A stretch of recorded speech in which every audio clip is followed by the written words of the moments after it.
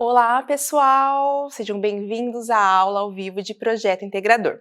Eu sou a professora Thaís Kawamoto Maranhães e hoje a gente vai trabalhar alguns dos conceitos que a gente veio vendo na nossa teoria lá nas disciplinas de Projeto Integrador. Essa aula de hoje, essa nossa live, ela é destinada a todos os alunos do curso de Arquitetura e Urbanismo.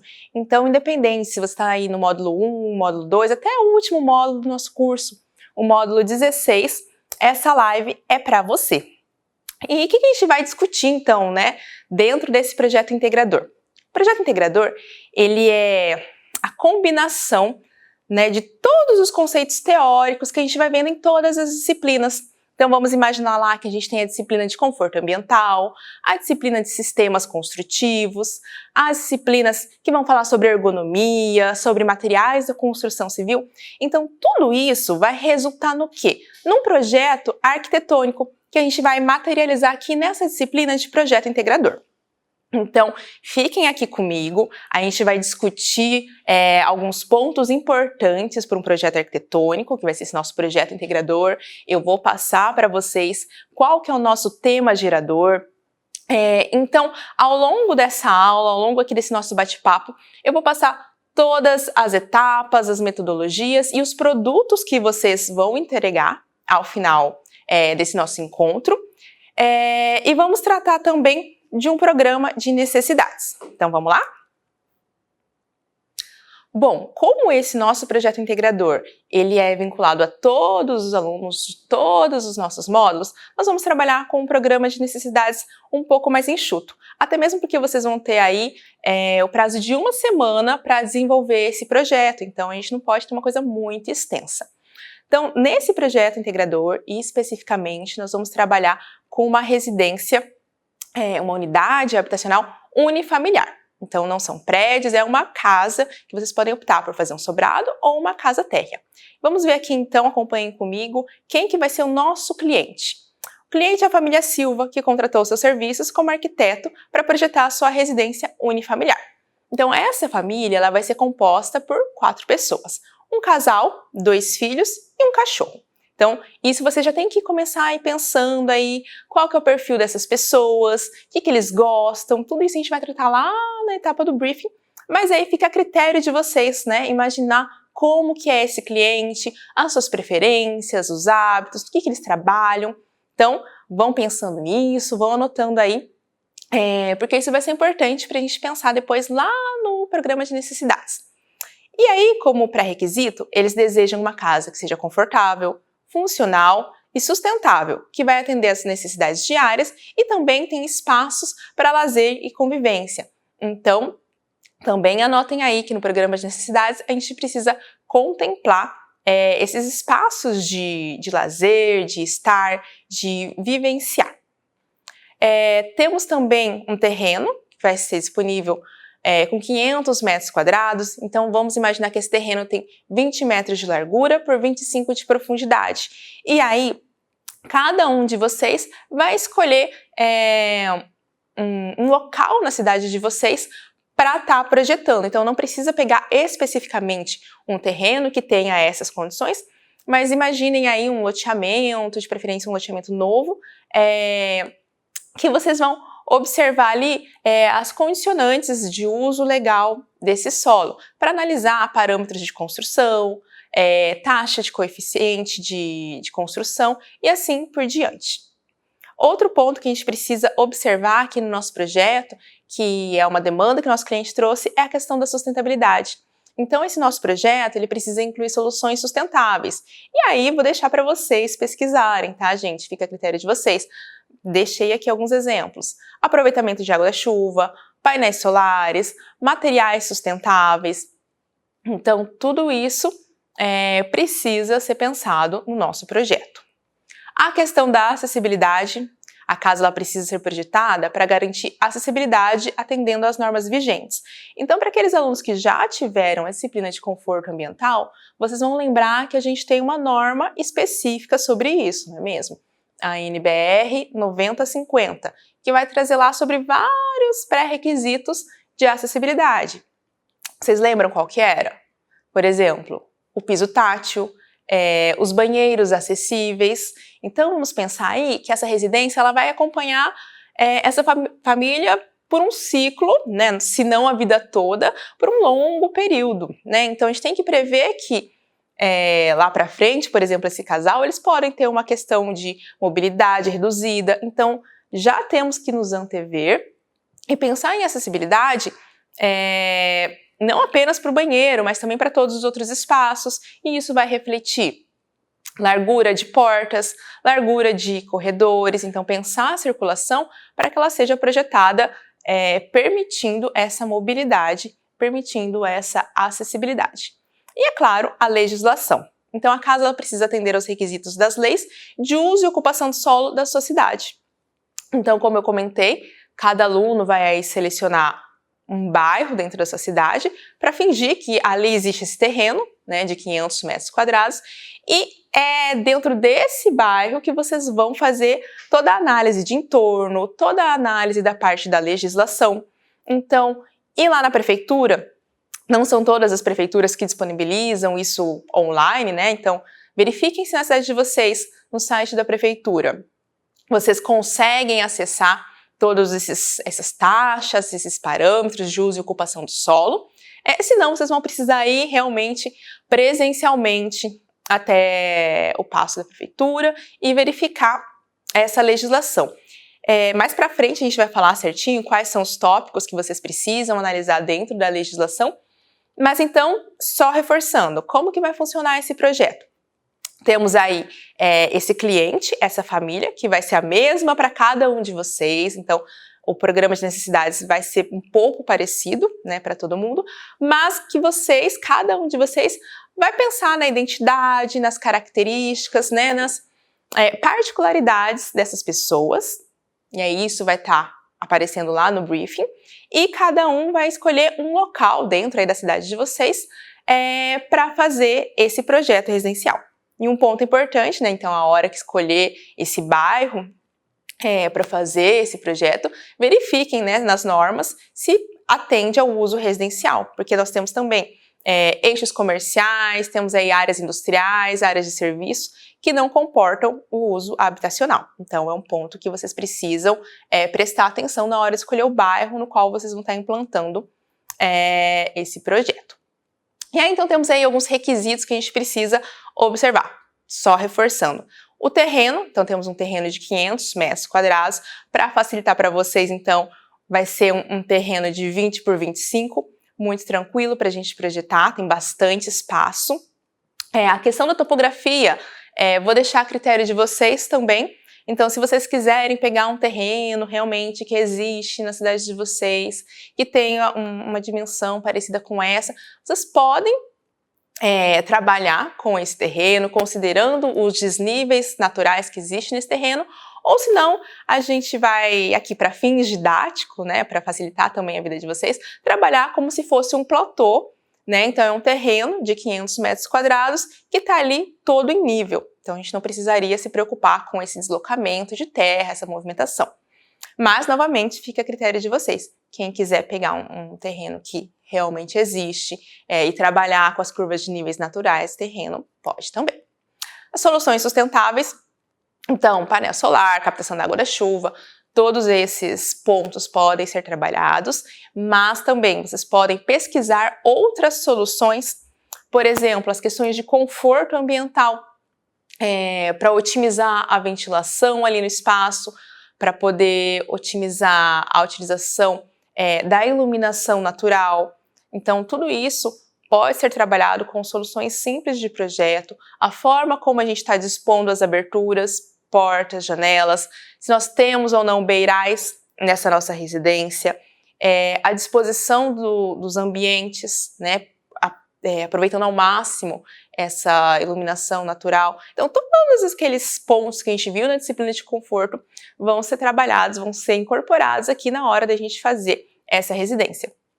O design acessível, então pensar na NBR 9050, para aqueles que ainda não conhecem a norma, né? Então é importante baixar essa norma 9050, fazer a leitura, ela é muito ampla, então nem tudo que trata aqui nessa norma vai ser aplicado ao nosso projeto residencial, porque ela fala de teatros, fala de estacionamentos coletivos, fala sobre elevadores, muita coisa que aí é mais para espaços públicos, espaços de uso coletivo. Mas principalmente a parte de circulação, dimensionamento de ambientes e dimensionamento de banheiros acessíveis, essa norma ela vai se aplicar sim aqui no nosso projeto residencial. E a legislação urbana, então temos que observar as leis de uso e ocupação do solo do município. Eu estou falando aí para vocês, escolham o terreno da cidade de vocês, justamente pela questão da facilidade, né, do acesso à informação. Mas se por um acaso, professora, aqui a minha cidade é muito pequena, é muito burocrático ter acesso a essas informações, vocês podem escolher outra cidade sem problema algum. Por exemplo, em Maringá, se você acessar o site da prefeitura, vocês conseguem baixar todos esses índices, todas essas tabelas. No site da Prefeitura de Maringá também nós temos o Geoportal, que daí é com uma visão de satélite que você consegue selecionar um terreno, ver todas as características desse terreno, área, o lote, o número da quadra, o que pode e o que não pode construir lá, quanto que precisa ter de recuo. Então, se às vezes aí na sua cidade o acesso a esse tipo de informação é um pouco mais difícil, vocês podem sim pegar outras cidades, trabalhar com terreno em Maringá sem problema algum. E aí, o que a gente vai precisar entregar, né, daqui uma semana? Então, para que vocês já consigam se organizar, anotem aí o que vai ser entregue. No final, a gente vai passar um checklist, mas só para vocês já irem se preparando. Nós precisamos entregar o programa de necessidades, então, que é essa parte do briefing que eu falei, e definir certinho o que vai existir, né, dentro desse projeto arquitetônico que vocês vão entregar. A planta baixa completa, cortes e elevações e a perspectiva externa, pelo menos uma imagem dessa perspectiva. Professora, mas eu preciso fazer no AutoCAD, eu preciso fazer no Revit, como que vai ser essa entrega? Essa entrega ela vai ser virtual, tá, pessoal? Ela vai ser digital, então aqui mais ao final dessa nossa live, vocês vão receber as instruções aí pelo chat de como vocês vão fazer o envio dessa atividade. Inclusive, eu esqueci de falar, mas acompanhem até o final a live, porque ao final aqui da nossa conversa eu também vou disponibilizar para vocês um link da chamada, né? Então, a lista de presença vai rodar mais ao final aqui da nossa conversa, então acompanhem certinho aí as mensagens no chat. Então, vocês vão entregar digitalmente todo esse produto. Então, assim, eu quero fazer à mão na minha prancheta, eu prefiro trabalhar com o desenho manual. Vocês podem fazer a entrega, vocês podem desenvolver o trabalho de forma manual, com réguas, sempre, né, certinho, conforme as normas, pessoal, e depois digitalizar, tirar a fotografia do material e mandar. Ou para aqueles que já estão familiarizados com algum tipo de software, daí pode ser o AutoCAD, o Sketch, o Revit, a critério de vocês. Vocês podem fazer digitalmente e encaminhar também. Mas aí eu só peço uma atenção, porque assim, se vocês forem fazer num programa, Revit, enfim, me encaminhem no resultado, né, como entrega final, um produto em formato PDF ou em formato imagem. Não mandem um arquivo editável, né, porque às vezes a gente não consegue abrir e aí, consequentemente, a gente não consegue avaliar. Igual às vezes a gente tem as disciplinas lá de desenho técnico, desenho arquitetônico, e o aluno encaminha lá pra gente um arquivo DWG, extensão DWG, a gente não consegue rodar no computador. Então lembrem-se, não encaminhem o arquivo editável, mandem um PDF, formem a prancha, coloquem ali bonitinho no formato de plotagem, e aí sim, enviem. E para quem preferir fazer à mão, não tem problema, é só depois escanear ou tirar uma foto e encaminhar esse material para a gente. E aí, então, vamos começar o nosso projeto, né? Então, temos ali o nosso cliente, que é essa família, um casal, 2 filhos, um cachorro, e quem está aí mais para frente, no módulo 16, no módulo 10 para frente, vamos assim dizer, já está mais familiarizado com o processo de projeto, já passou por vários projetos integradores, projeto paisagístico, interiores. Mas é sempre bom a gente retomar o processo de projeto. Então, como que a gente projeta? Né? Então, sempre vocês estão aí vendo falar que projetar é um processo, que projetar não é do dia para a noite, que não é uma coisa assim que surge na nossa cabeça. Então, vamos entender como que é construído esse pensamento, essas ideias, as soluções. Então, temos aí o processo de projeto, entendendo que o projeto ele vai ser resultado de várias interações sociais. E aí, justamente por isso, o projeto integrador aqui na arquitetura e urbanismo é um projeto arquitetônico, porque a gente vai utilizar, incorporar todos os conhecimentos que a gente vai adquirindo ao longo da nossa formação. Então, desde as primeiras disciplinas lá de meios de expressão e comunicação, desenho técnico, passando também pelas disciplinas mais técnicas de sistemas construtivos, materiais, tudo isso vai servir de subsídio para a gente fazer o nosso projeto, que é a nossa área de atuação, né, enquanto arquiteto. Então, vai ser resultado de várias interações sociais, e aí, diante de um novo problema, a gente cria hipóteses. Então, e também quero abrir um parênteses aqui, que a gente sempre fala problema de projeto.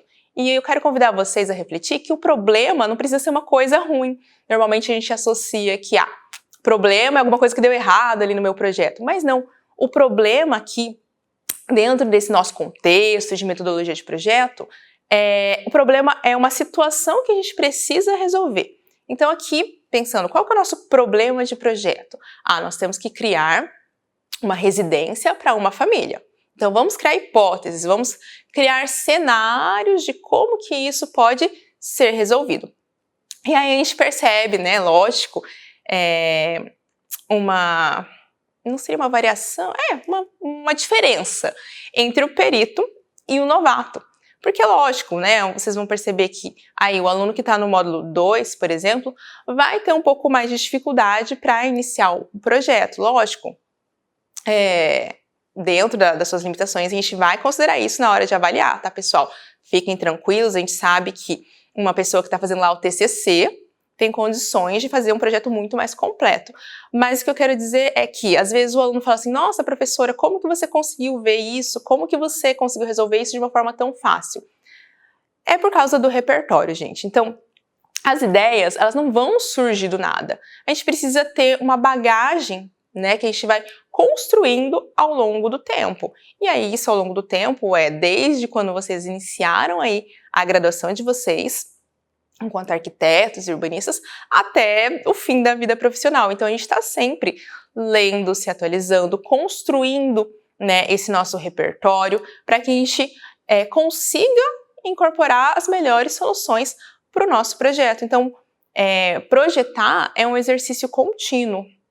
Né? A gente está tentando resumir aqui nessa live os principais conceitos, os pontos chaves que vocês precisam levar aí para esse projeto integrador, mas é realmente a prática que vai trazer para vocês, né, todo esse conhecimento. Então, por isso também que a gente sempre reforça que é importante fazer estágio, né, dentro da nossa área.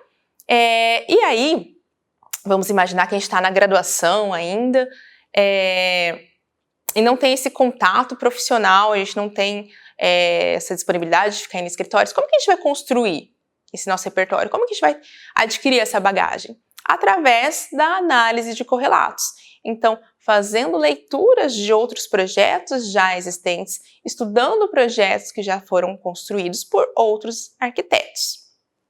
Então, ainda dentro dessa questão do processo de projeto, nós temos uma sucessão de procedimentos que vão se completando nos planos conceituais, formais, materiais e estrutural. Então, a gente sempre fala, o conceito, partido, os alunos às vezes até confundem, né? Vamos recapitular. O que é conceito e o que é partido? Conceito é aquela ideia mais abstrata que a gente tem do projeto. Então, vamos trabalhar aqui com a nossa residência unifamiliar.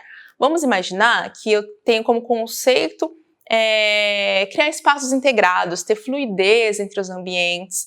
Percebam que isso é algo até poético, não é mesmo? É uma coisa assim, bem abstrata, eu não consigo, é intangível. E o partido arquitetônico é a forma como eu vou conseguir materializar esse meu conceito. Então, pera lá, se o meu conceito é ter essa fluidez, essa integração, como que eu vou trabalhar isso enquanto partido arquitetônico? Eu posso optar por fazer uma planta aberta, né, que daí eu vou ter essa integração entre os ambientes. Eu posso optar por trabalhar com materiais translúcidos, então grandes panos de vidro, ali separando os ambientes, mas é que eu tenho, ao mesmo tempo, esse isolamento, mas eu tenho essa permeabilidade visual. Então, vamos lembrar sempre disso. O conceito é a ideia abstrata, que muitas vezes é até poética, do que a gente quer para o nosso projeto, essa nossa inspiração. E o partido é como a gente vai materializar isso enquanto arquitetura dentro das nossas soluções. E aí a gente parte do conceitual para o formal, material enquanto aí o projeto, e por fim a gente estrutura isso construindo. E aí o saber prático vai se internalizar nessa experiência projetual. E um ponto muito importante que a gente percebe, né, uma certa dificuldade dos nossos alunos, não só dos alunos do EAD, mas também dos alunos da presencial, e isso é recorrente, né, na graduação de arquitetura, independente da instituição. Essa questão de conseguir traduzir o que a gente está pensando. Então, a gente precisa saber transmitir o que a gente tem na mente, traduzir em algo real, concreto e passível de compreensão para si e para terceiros. Né? Nos atendimentos, inclusive do TFG, às vezes a gente está conversando com o aluno, ele está com uma ideia, ele tenta explicar para a gente o que ele está pensando do projeto, mas ele não consegue desenhar, né? Então a gente precisa saber expressar aquilo. Porque o projeto, uma grande ideia, não adianta ficar ali só na nossa cabeça se a gente não consegue transmitir, se a gente não consegue comunicar. Né? E aqui na nossa área de arquitetura, a gente comunica através dos desenhos. Por isso que é tão importante, a gente pega no pé de vocês, que precisa sim saber representar graficamente. Seja em forma de croquis ou um desenho técnico, né? Sempre respeitando as normas da ABNT, porque esse desenho, essa proposta, ela precisa ser legível para mim, que vou avaliar o trabalho de vocês, para o colega, para ele entender qual que é a sua proposta, para que vocês tenham trocas e uma discussão bacana, para o cliente, né, porque afinal de contas ele é o maior interessado. Então imagina que você tem uma ideia super bacana e você não consegue transmitir ali para o teu cliente, ele fica meio que sem entender o que você quer passar, ele não consegue visualizar aquilo. Então a gente tem um problema.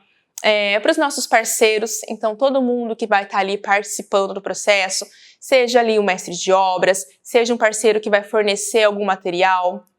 Imagina lá que essa casa ela vai ser construída do zero e eu preciso comprar os revestimentos. Se eu mando ali minha planta baixa, faltando informação ou desconfigurado, não sei, um desenho que não está muito legal.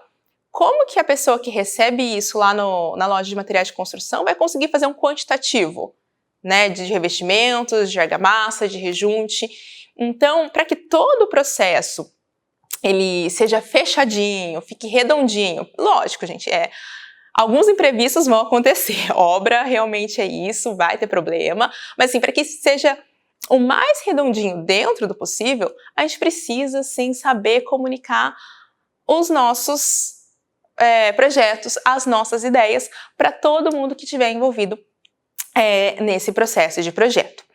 Então eu trouxe uma imagem aqui só para recapitular como que é esse processo de projeto, que ele é cíclico, e a gente brinca que não tem fim, que a gente só finaliza um projeto quando chegou a data da entrega, porque se deixasse, a gente ia estar sempre ali debruçado sobre ele, pensando em novas soluções, novas oportunidades que a gente vai vendo. Então a gente tem ali um amadurecimento das ideias e de forma contínua, a gente não tem uma ruptura, acabou essa etapa, acabou o meu programa de necessidades, cumpri, vou ali para fazer a planta baixa, não vou voltar nunca mais para o programa de necessidades. Não é assim, a gente está sempre revisitando etapas anteriores.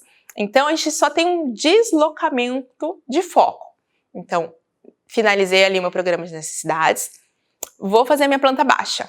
Beleza, eu tô focada aqui na planta baixa, mas eu vou ter que ajustar alguma coisinha ou outra.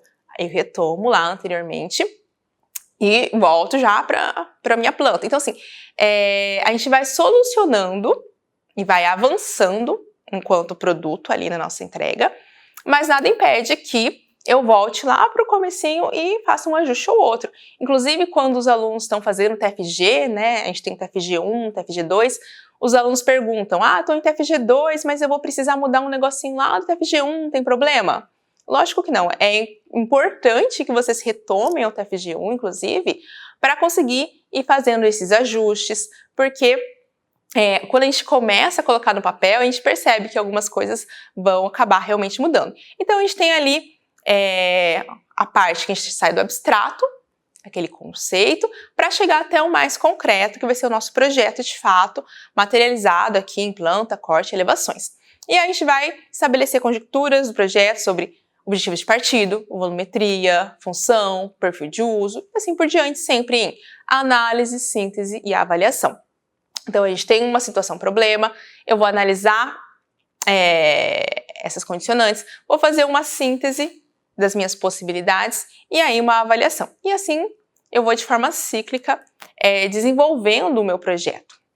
E as relações do projeto, então, vão ser estabelecidas tanto mentalmente, que é isso, né? Então a gente vai pensando nessas soluções, a gente vai pensando nessas estratégias, mas principalmente graficamente. Então, tanto a análise quanto a síntese e a avaliação, elas precisam estar representadas graficamente. E aí é um equívoco que a gente acha que a representação gráfica ela vai aparecer ali só na parte de fazer a planta, corte, elevação, para mandar para a plotagem, para a gráfica imprimir e a gente entregar lá no canteiro de obras. A representação gráfica, bidimensional, tridimensional, ela deve estar presente em todo o processo. Porque, novamente, quando a gente está pensando ou quando a gente está só falando, é muito difícil a gente conseguir analisar todas as condicionantes, a gente pensar nas melhores estratégias. Então, o que a gente deve fazer enquanto profissional de projeto? Lá, já na parte do conceito, ir fazendo ali alguns croquis, ir fazendo estudos. Eu sei que vocês não gostam muito da maquete física, né? Vocês preferem fazer a maquete digital ali no sketch, enfim. Mas fazer uma maquete física simplificada, não precisa ser com papel Paraná, né, em nível de apresentação, mas, por exemplo, com papel sulfite, com um isopor, com algum material que vocês têm em casa mesmo, um papelão, alguma coisa assim, para ir construindo e testando.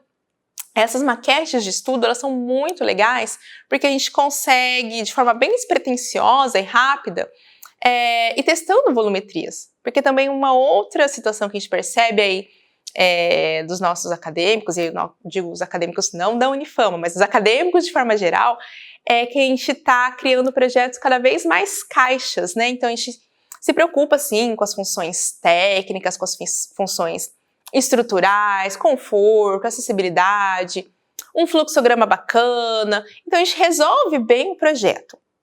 Mas a parte plástica fica assim, um pouco a desejar. Então a gente tem que testar essas soluções projetuais. E isso a gente consegue brincando, de forma bem despretensiosa, né? Às vezes o aluno tem um apego, ele consegue resolver ali a planta baixa dele e fala, não, tá resolvido, agora eu vou erguer minhas paredes, colocar uma platibanda e fechou, resolvi ali meu projeto. Eu sei que muitos de vocês fazem isso, eu também fazia isso na minha época de estudante, mas assim, às vezes alguns deslocamentos de volumes, testar alturas diferentes, testar as alturas de portas e janelas. Então, não precisa ser tudo convencional com uma porta a 2,10, não precisa ser todas as janelas alinhadas com o mesmo tamanho, né? Então vamos aproveitar esse momento aqui, esse momento acadêmico, que a gente não precisa se preocupar tanto com custos, né? Porque na vida profissional vocês vão ter que se preocupar. Vamos aproveitar aqui que a gente está fazendo um exercício de projeto para usar um pouco, né? Então pensar em coberturas diferentes. Poxa, por que platibanda? Né? Por que a gente vai esconder o nosso telhado se a gente pode tirar partido dele, né? Fazer telhados diferentes. Eu sei que vocês também têm medo de desenhar telhado, então vamos tentar abstrair um pouco desse medo. Na biblioteca virtual, gente, vocês encontram milhares de livros sobre desenho técnico, que inclusive falam sobre desenho de telhado, como que faz o telhado em corte, em vista.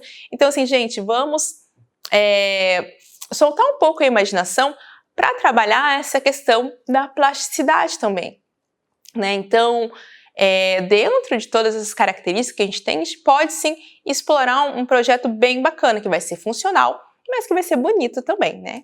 Então, é um ponto que a gente precisa pensar. E aí, vamos falar um pouco agora sobre a análise dos correlatos.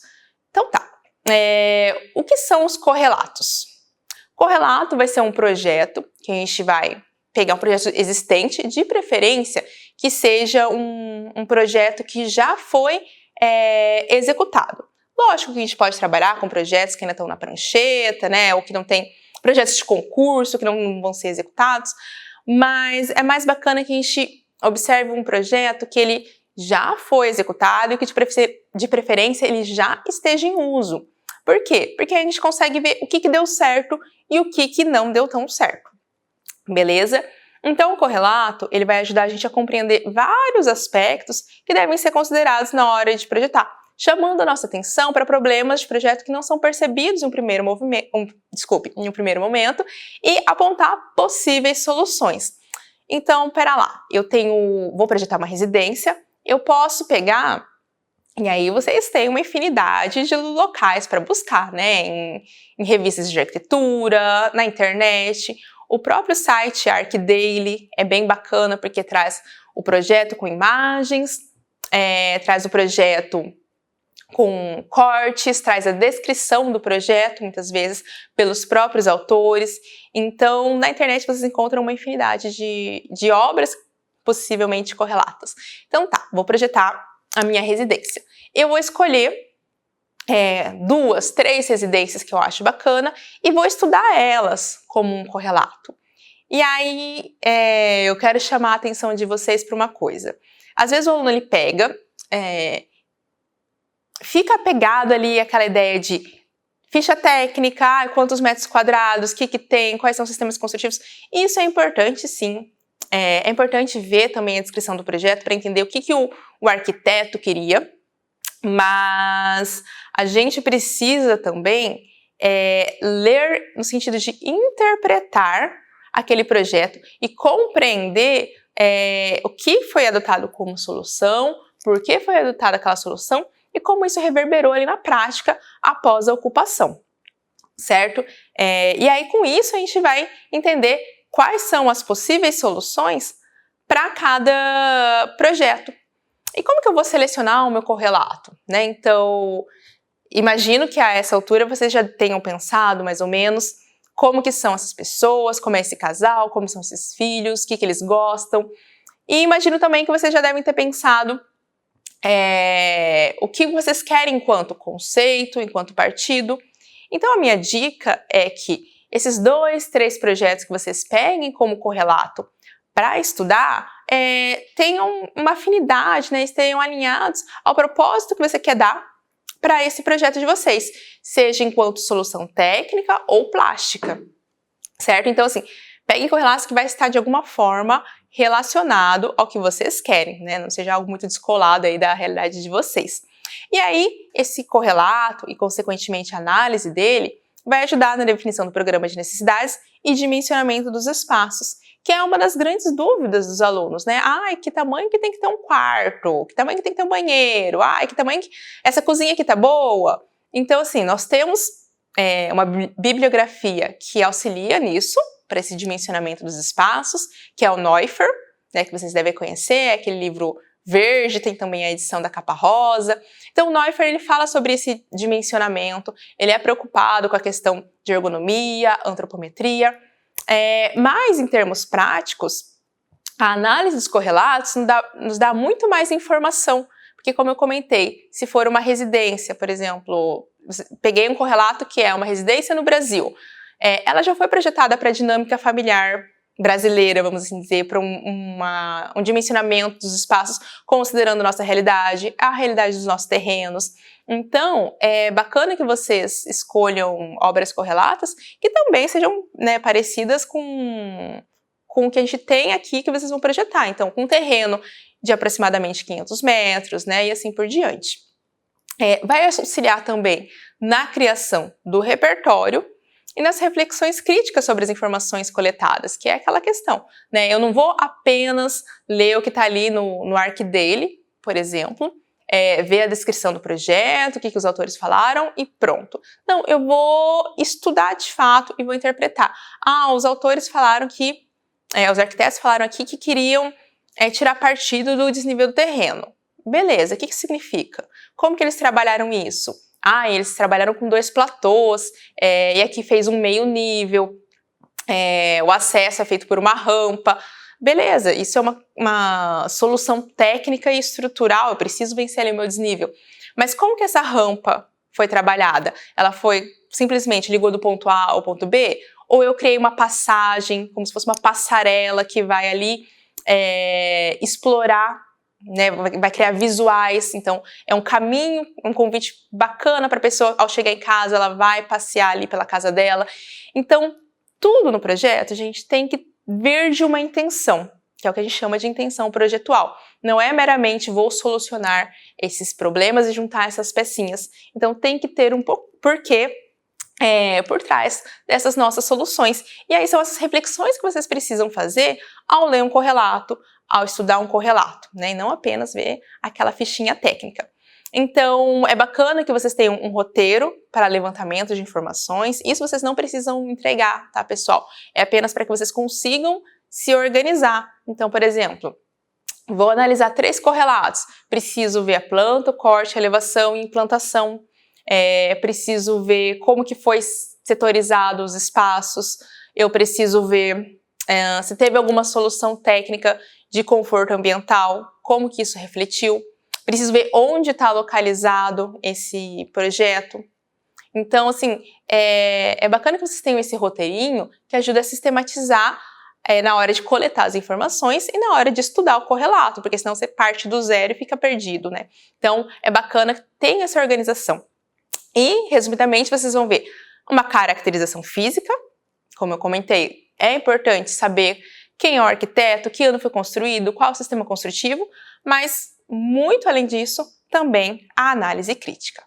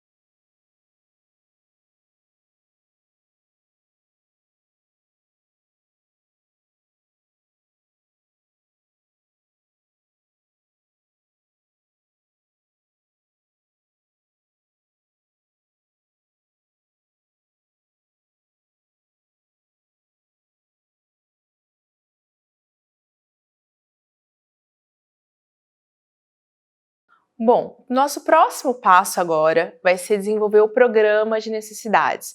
Eu trouxe aqui um exemplo para vocês, mas então cada um vai construir o seu programa de necessidades, que pode ser apresentado em forma de tabela. Então, nesse produto, vocês vão fazer lá uma tabelinha contendo o nome do ambiente, as características desse ambiente e uma área aproximada, tá, pessoal? Então, lembrando que a hora que vocês começarem a projetar, pode ser que fique um pouco maior, um pouco menor, mas é uma área estipulada ali a partir dessa análise dos correlatos. Então, a gente precisa ter pelo menos um quarto do casal, um quarto para cada filho, então vamos trabalhar assim com esse escopo de projeto, 2 banheiros, uma sala de estar, seria bacana que fosse integrada, a lavanderia, um espaço externo e a área de lazer. Então, esse programa de necessidades vai ser o básico, então todos precisam ter esses espaços no mínimo, mas nada impede que vocês pensem em espaços além, né? Então esse programa de necessidades, ele detalha cada ambiente e suas respectivas funções, garantindo que a casa atenda plenamente às expectativas da família, aquilo que a gente conversou lá no começo da nossa live, tá? Então cada espaço é pensado para otimizar o uso e proporcionar conforto. E aí, que espaços extras eu poderia pensar aqui no meu programa de necessidades? Um escritório, uma biblioteca, um home, espaços gourmets, enfim, aí fica a critério de vocês, né, a partir da leitura dos correlatos, o que vocês vão identificando que são peças-chave, que são espaços bacanas, que podem conversar aí com o que a gente quer para essa família, para esse núcleo familiar. Então, no mínimo, esses espaços, mas a gente pode sim extrapolar pensando em outros ambientes. E aí, então, no programa de necessidades vai vir detalhado o nome do ambiente e a área, isso em tabela. Temos que desenvolver também, aí nesse nosso processo de projeto, um fluxograma. Então, imaginem lá que vocês conseguiram definir o programa de necessidades. Aí agora a gente vai trabalhar, organizar isso em um fluxograma, mostrando os setores e mostrando a relação entre esses espaços, entre esses setores. Então, é bacana que vocês trabalhem com cores também, porque enquanto ferramenta, né, visual, o fluxograma ele vai nos mostrar muito claramente, né, vai explicitar que setor precisa ficar perto de qual setor não pode se comunicar. Então isso é bacana a gente entender em forma de fluxo. Aqui eu trouxe só um exemplo, tá, pessoal, genérico, mas daí vocês vão construir dentro do programa de necessidades de vocês, extrair quais são os espaços que podem se relacionar, quais espaços que não podem estar próximos, e ligando através de setas ou flechas ou apenas linhas, como esses espaços se comportam. Então, por exemplo, se eu tenho essa sala de estar, jantar integrada com uma cozinha ou não, temos ali as áreas de quarto que vai estar mais reservado, garantindo uma privacidade.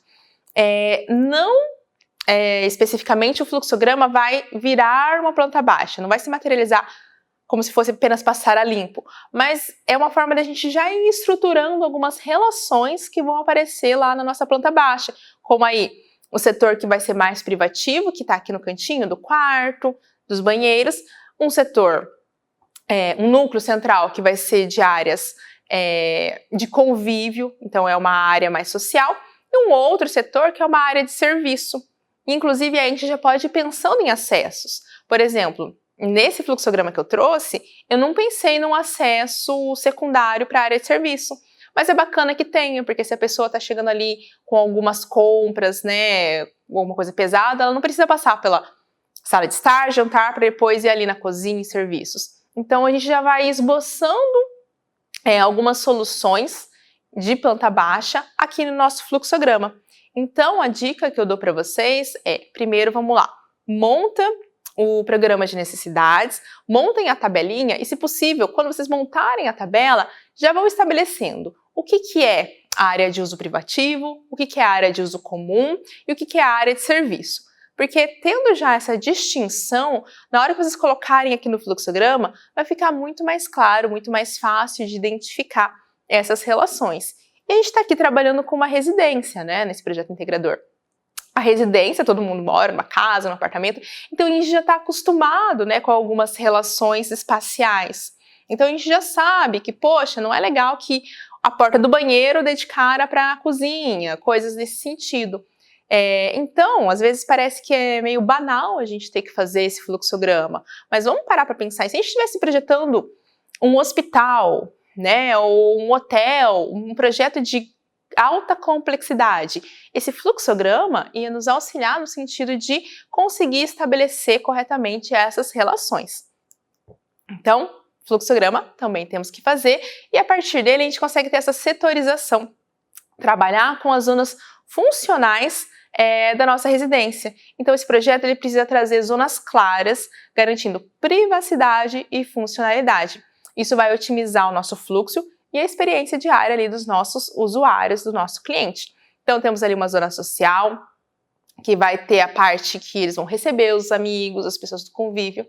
Nós temos a zona íntima, que vai ser um pouco mais privativa, então vai ter os quartos, os banheiros. Então, que é interessante que ele seja um pouco mais a parte dessa parte social, porque imagine lá, temos 2 filhos. Se um está tá estudando e o outro está jogando videogame com os amigos na sala, poxa, a gente vai ter conflito de uso se estiver muito próximo. Então, pensar nessas relações, realmente como essa casa vai funcionar. Temos a zona de serviços, e temos também um espaço, coloquei como pet, lazer, então a gente precisa pensar também na nossa área externa, né? Então a gente tem crianças, numa idade assim que são muito ativas, precisam de um espaço para brincar, a gente tem um cachorro que também precisa de um espaço para brincar, é uma família que gosta de receber pessoas, então a gente vai ter uma área de churrasqueira, a gente vai ter uma piscina, como que isso vai funcionar, como que vai ser até mesmo o paisagismo dessa área livre, a gente pode ir pensando, né? Vai ter um pergolado, vai ser tudo descoberto. Então, é um exercício bacana para que vocês reflitam aí como vocês pretendem trabalhar e configurar tudo isso. E aí, agora a gente vai para a análise do nosso terreno. Então, nós precisamos observar o tamanho e a orientação solar.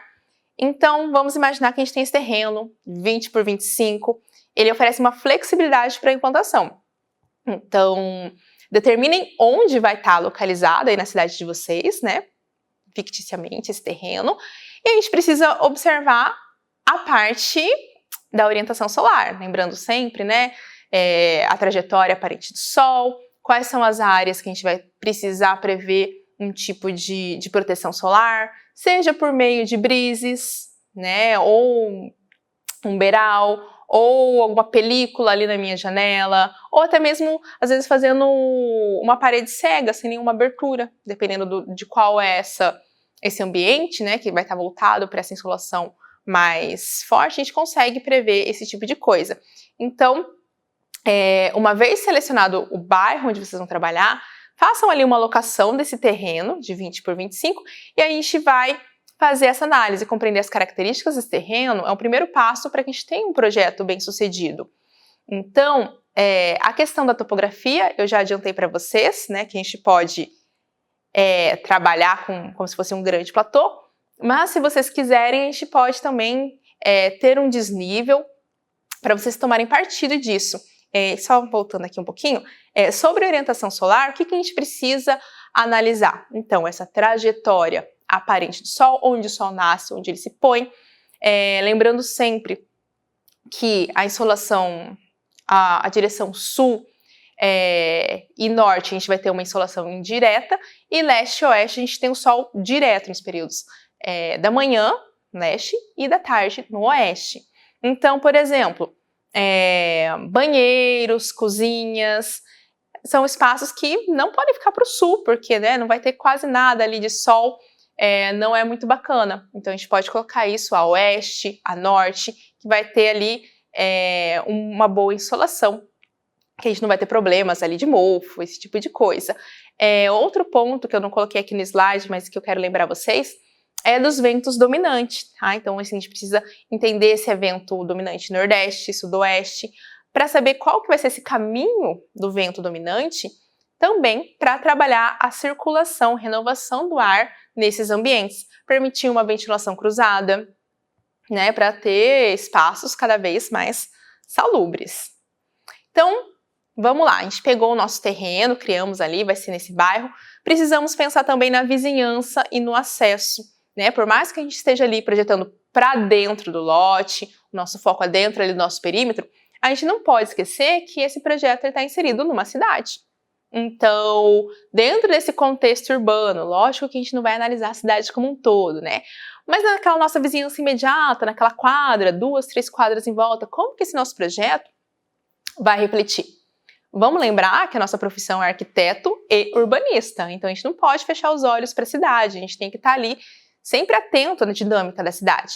Então, analisar a vizinhança, analisar os acessos existentes, vai ajudar a determinar a melhor localização para entrada e posicionamento da casa do lote. E aí uma coisa que a gente precisa refletir também é como essa nova edificação vai se portar dentro desse contexto.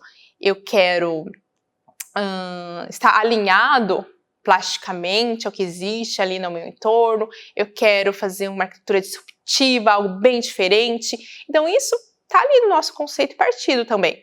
E nesse sentido, a gente também precisa se preocupar com esses acessos, a gente precisa se preocupar com todo o nosso entorno. Temos que observar também a parte de legislação. E aí, o que a gente vai analisar para a implantação? Recuos obrigatórios. Então, a gente precisa ver recuos frontais, laterais, de fundo, sempre conforme a legislação municipal.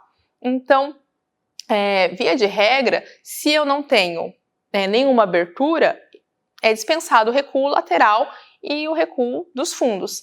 O recuo frontal sempre vai existir, né? Então ali de 3 metros, 5 metros, varia, né, conforme a legislação de cada município. Mas um erro, né, que a gente percebe é os alunos ficarem sempre no limite. Então eu preciso ter no mínimo 3 metros de recuo. O aluno vai lá e faz cravado no 3 metros. Esse é o mínimo, então vocês podem fazer essa edificação mais profundo, por exemplo. E aí, aproveitando a questão que a gente falou ali do entorno, né? Como que essa edificação vai ser vista pelas pessoas que estão ali passando na rua? Então, percebam que se eu coloco essa edificação, essa casa quase que plantada ali no comecinho do meu lote, né? Respeito só esses 3 metros, e vamos lembrar que a gente tem um terreno de 20 por 25, um terreno bem grande. A pessoa que está passando na rua, ela não consegue contemplar a fachada como um todo, né? Mas se eu afasto um pouco mais essa casa, coloco ali uns 5 metros, aí eu consigo ter uma perspectiva legal. E isso também a gente precisa pensar com relação aos muros, né? Uma casa que é toda murada, às vezes as pessoas acham que ela é mais segura porque ninguém vê o que tem lá dentro, mas é justamente o contrário. Então, ninguém vê o que tem lá dentro. Então, se entrou alguém, se não entrou. Então, essa permeabilidade visual, ela garante segurança, tanto para a pessoa que está caminhando lá do lado de fora, porque, né, não sei se vocês já tiveram a experiência de passar perto de condomínios, em que a gente tem só aqueles murões, assim, é uma experiência não muito bacana. Então, a partir do momento que a gente tem ali essa permeabilidade visual, é interessante para o pedestre e é interessante para a pessoa que está ali na casa. E, afinal, essa casa vai ser os olhos da rua. E a nossa implantação, ela precisa ser estratégica. Então, pensar na orientação solar, lembrando sempre, né, em otimizar essas qualidades, essas características naturais, pensar em fluxos e acessos, entradas, saídas de carros, de pedestres, entradas e saídas principais, secundárias, né? Ter isso bem definido, privacidades e vistas. Então, lembre-se sempre, considere a vizinhança, vamos criar visuais agradáveis para que seja uma experiência positiva, lógico, para o nosso cliente, mas também para a cidade como um todo, para as pessoas que estão transitando por ali. Ainda nessa questão da implantação estratégica, a gente vai pensar, então, iluminação e ventilação natural. Então, os brises, eles podem ser usados, então temos aí brises móveis, brise vertical, brise horizontal, cada um dentro da sua especificidade para cada tipo de orientação solar. Beirais, a gente pode utilizar também. A ventilação natural, que deve ser explorada. E a gente falou também das questões, né, de um design mais verde, né, de uma bioarquitetura até mesmo, né? Então, um telhado verde, ou trabalhar com telhas térmicas para ter um melhor índice dentro dessa edificação, evitar, talvez evitar não seja o termo certo, que hoje não é possível, né, evitar o uso do ar-condicionado, mas reduzir o uso do ar-condicionado no interior da edificação, trabalhar com a captação de água da chuva, trabalhar com materiais de baixo impacto. Então a gente tem que tomar cuidado, porque tem muito material por aí que está sendo comercializado falando que é sustentável, que tem selo verde. Então, assim, é bacana que vocês estudem sobre isso, entendam sobre a questão da pegada de carbono, como isso reflete, o que é sustentável para cada realidade. Porque às vezes a gente vê um material que tem, né, todo um marketing de que é sustentável, mas ele vem da China e tudo mais. E esse deslocamento, para eu conseguir trazer esse material até aqui em Maringá, onde eu vou projetar, qual que vai ser a emissão de gás carbônico para eu conseguir, qual a energia que vai ser despendida para eu conseguir transportar esse material. Às vezes fazer o uso de um material local é uma estratégia muito mais sustentável. Então a gente tem que ter essas reflexões e tomar cuidado com o marketing de alguns produtos que se vendem como sustentável, mas que não são, ou podem até ser, mas para determinados contextos, né? Então a gente tem que pensar, enquanto arquiteto, urbanista, né, os engenheiros civis também, na nossa responsabilidade nesse sentido aí ambiental. E aí agora a gente vai falar então sobre o nosso checklist, né, que vocês já devem estar se perguntando, o que tem que entregar certinho então? Vamos repassar item a item o que precisa ser feito para que vocês anotem e entreguem o mais completinho possível. E aí, só recapitulando, gente, então assim, fiquem tranquilos, alunos do módulo 1, 2, 3 e 4, a gente sabe que o rigor de desenho técnico, tudo isso, vocês ainda estão aprendendo. E isso não quer dizer que, então vou deixar de fazer. Não, é bacana que vocês entreguem, porque depois, semestre que vem, teremos projeto integrador novamente, e é bacana que a gente consiga vendo, acompanhando a evolução de vocês. E aí o pessoal que já está nos módulos finais, é lógico que a gente vai ser um pouquinho mais exigente. Mas, assim, não deixem de entregar. Professora, eu não consegui fazer a perspectiva. Entreguem o que vocês conseguirem, tá, gente? Uma semaninha, considerando aí o nosso programa, que não é extenso, é um programa residencial, coisas que vocês já estão familiarizados, então acho que vocês têm plenas condições de desenvolver isso tranquilamente. Vamos repassar aqui o que vai ser entregue em cada etapa, o que é esperado que vocês entreguem. Então vamos lá. O programa de necessidades é uma tabela detalhada com ambientes e áreas estimadas. Então vocês vão pensar nessa família, né, nessa unidade familiar. Antes de começar a escrever o programa de necessidades, pensem, beleza, qual que vai ser a profissão desses casal, né, dessa homem, dessa moça e essas duas crianças, como que é o perfil deles, o que eles gostam, qual que é o hobby? Porque vamos imaginar que às vezes a esposa é arquiteta e ela quer ter um espaço para ela trabalhar em casa, para receber clientes na casa dela. Então isso vai influenciar no programa de necessidades. Vamos imaginar que esses dois filhos gostam muito de videogame, então a gente pode pensar em ter uma sala específica, né, para eles jogarem videogame, um espaço bacana para receber os amigos, que pode até mesmo permitir uma integração com outros espaços sociais, né, para a sala de estar. Então eu posso prever uma sala de games, mas que daí é com um painel e que eu posso abrir esses painéis e vai integrar e virar tudo uma salona enorme.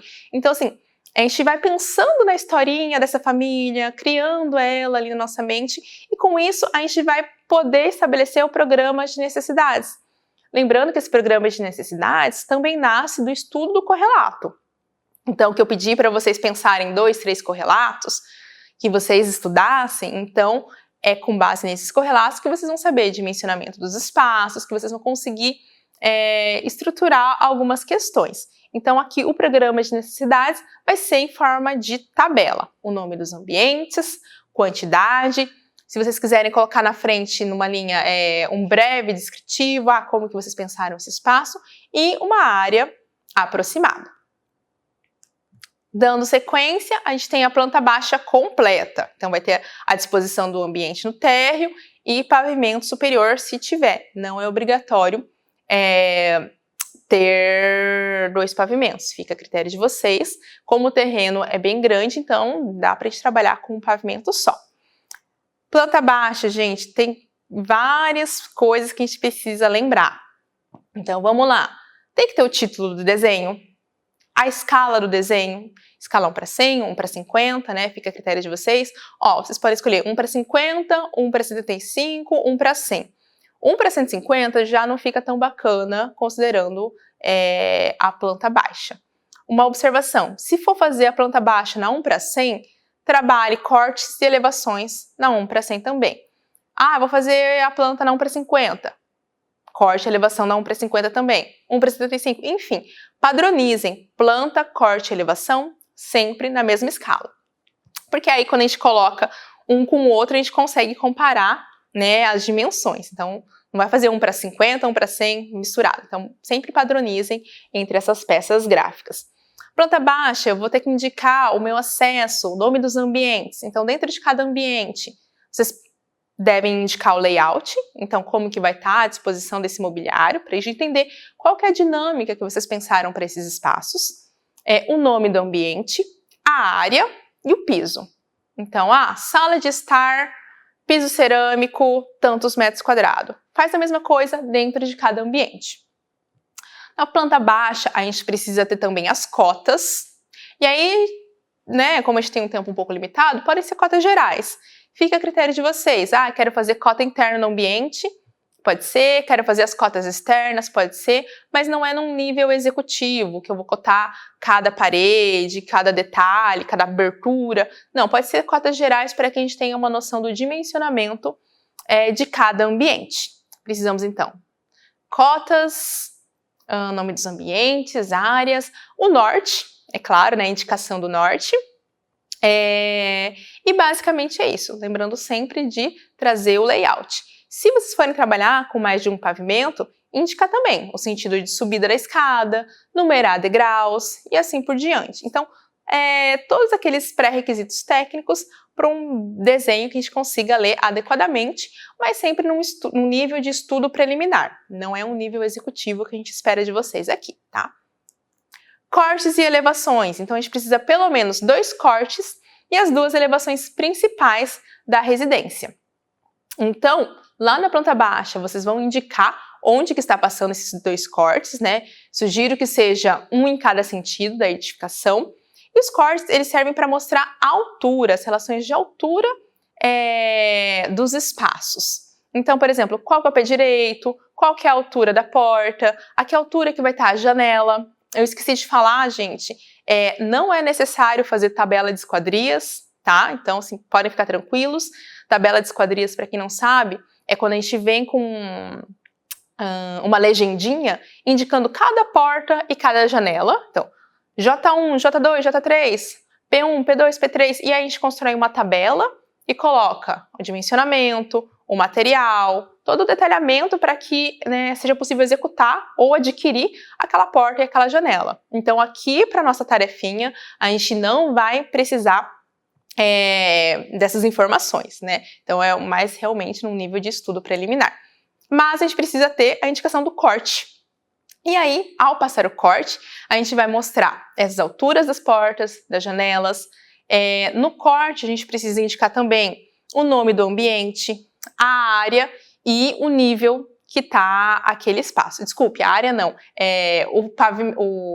o revestimento, então se é piso cerâmico, se é piso vinílico, porcelanato e o nível do ambiente. E uma outra observação que os alunos confundem um pouco, então no corte a gente só vai cotar as alturas. Então eu não tenho nenhuma cota horizontal ali no meu corte. Então eu vou cotar pé direito, a altura da caixa d'água, a altura do telhado, a altura da janela, mas nunca distâncias horizontais. E aí as elevações eu vou representar sempre entre muros. Então eu tenho um muro, ou um gradil ou alguma coisa na minha fachada principal.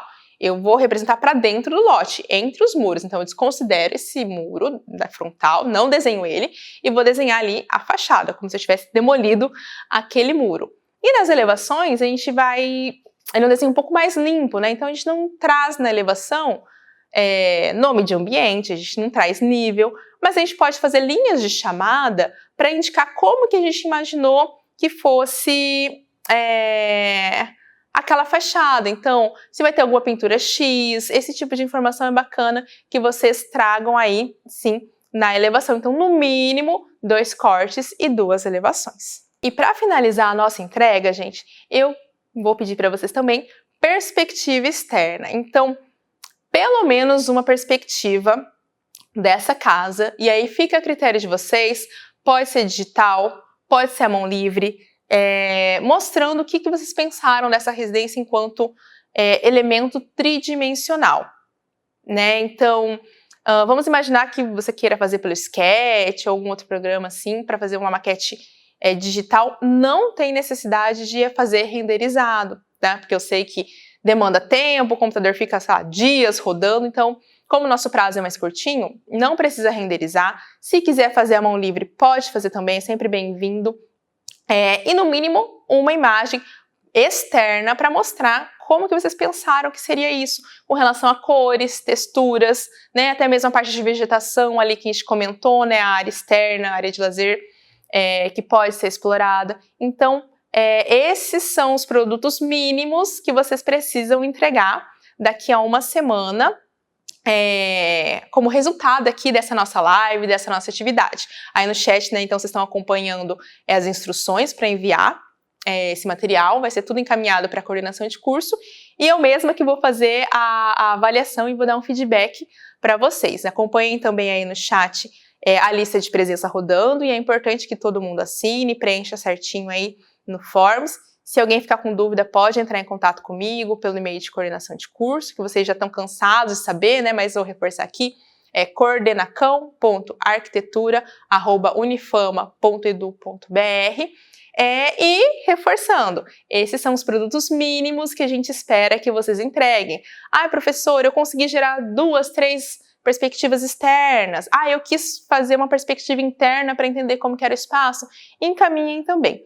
Aproveitem essa oportunidade que a gente tem de uma atividade prática realmente, para que vocês possam se forçar, de certa forma, a praticar tudo aquilo que a gente viu ali na teoria, né? Aproveitem, porque isso vai servir como portfólio para vocês quando vocês forem procurar um estágio, né? Que os alunos às vezes reclamam, eu não tenho experiência, eles pedem experiência. Tudo bem que vocês não têm experiência profissional, mas vocês têm uma experiência construída aqui dentro da academia com a gente. Então, se vocês tiverem, por exemplo, uma residência bem bacana, com uma perspectiva legal, se tiver tempo e conseguir renderizar, faz um render bacana, quando você for procurar estágio, você pode levar isso, né, para sua entrevista, falar, olha, eu nunca estagiei antes, mas eu fiz alguns trabalhos da faculdade, eu queria mostrar, né? A gente percebe que os alunos do EAD às vezes ficam meio presos, né, meio inseguros, né, nesse quesito. Então, assim, aproveitem essa nossa oportunidade agora de fazer uma atividade prática para conseguir aí, né, ter um portfólio bem bacana. Pessoal, hoje era isso, espero que vocês consigam desenvolver a tarefa. Se vocês tiverem qualquer dúvida aí durante a semana, podem entrar em contato comigo pelo contato da coordenação, que eu estou à disposição, certo? Bons estudos para vocês e obrigada por participarem hoje. Até mais!